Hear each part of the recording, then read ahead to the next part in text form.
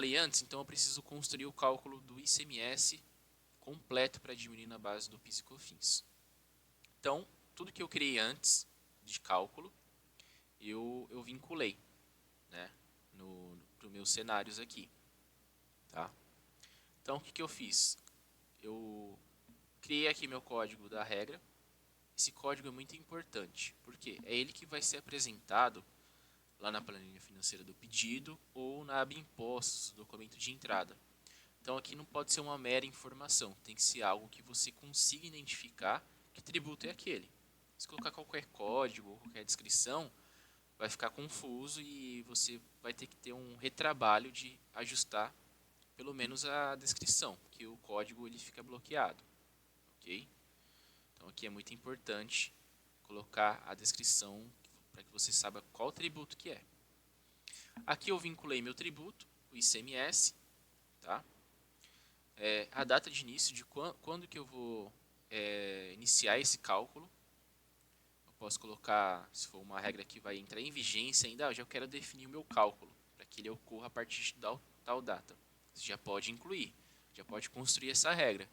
É diferente do que tem no legado, que você precisava guardar aquela data para fazer a configuração no Proteus. Agora com o configurador de tributos não, você já pode definir a data de quando que vai iniciar esse cálculo. E a mesma coisa a data final. Então se eu defino que a partir do dia 25 de dezembro, não quero que tenha esse cálculo, o sistema vai bloquear, vai travar esse cálculo e vai iniciar um outro. Tá? Então você vai ter essa liberdade agora de se deixar tudo programado, tá? Bem antes, sem precisar fazer naquele dia em específico. Tá? Bom, aqui eu vinculo a minha base de cálculo. Então puxei aqui a minha base, você clica na lupa e pesquisa essa base, no caso é o valor da mercadoria. A minha regra de alíquota, a minha alíquota de aquisição.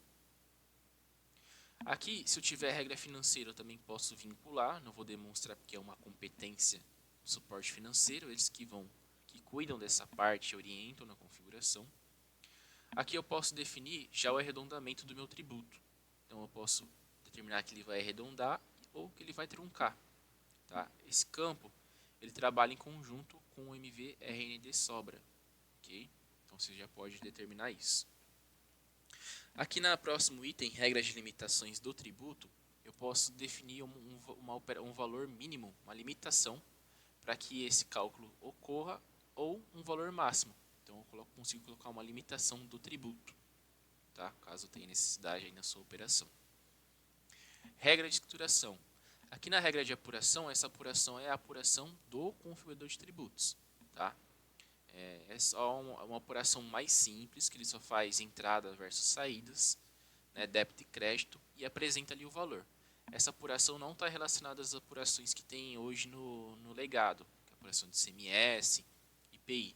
E ela não vai ter a mesma tratativa. Então, se você for calcular o ICMS via configurador, não precisa configurar aqui, porque ela não vai ter a mesma tratativa da apuração do ICMS, o MATA 953. Ok? Aqui a regra de escrituração você tem que vincular, né, porque para que ele grave no seu livro a situação tributária. Então eu vinculei a minha regra do ICMS. Então, é essencial que configure essa regra de escrituração, não pode esquecer. Ok? Nas regras complementares, o que eu vou ter aqui para adicionar? Se eu tiver um tributo majorado, eu vinculo. A questão aqui dos dependentes é bem possível que seja retirado. Tá? A mesma coisa a tabela progressiva. Aqui eu já posso vincular a minha guia de escrituração. Então se esse tributo vai gerar alguma guia, eu já posso vincular a minha regra para que seja gerada. Tá? E aqui essa base de cálculo auxiliar, ela funciona como se fosse um cálculo para comparar o valor maior e menor entre as bases, é como se fosse uma pauta. Tá?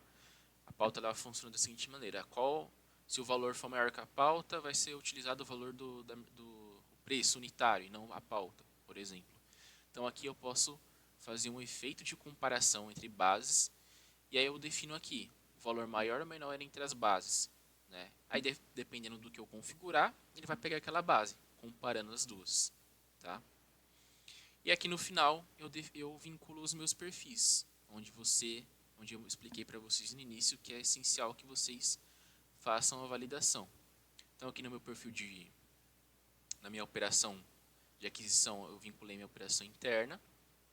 O meu participante, eu criei meu fornecedor PJ, tá? Onde eu tenho aqui meus fornecedores, ok? Operação de aquisição interna,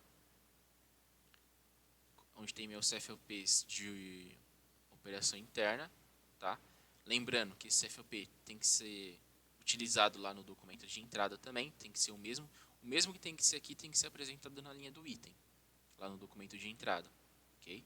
Se não tiver, se vocês utilizarem um CFOP que não está dentro do perfil da operação, o cálculo não vai ser apresentado, ok? E o meu produto, então eu vinculei aqui o meu perfil do produto, que eu vou utilizar na minha entrada. Aqui eu só deixei vigente o CST00, o 0, tá? Da origem. Então, a construção do meu cálculo de ICMS foi dessa maneira.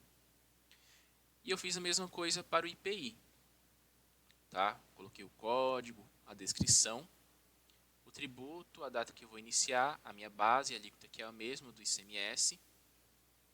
Tá? Ele vai separar, porque na minha regra de ICM tem qual que é a alíquota do IPI. A minha regra de escrituração e os perfis foram os mesmos do ICMS. Tá?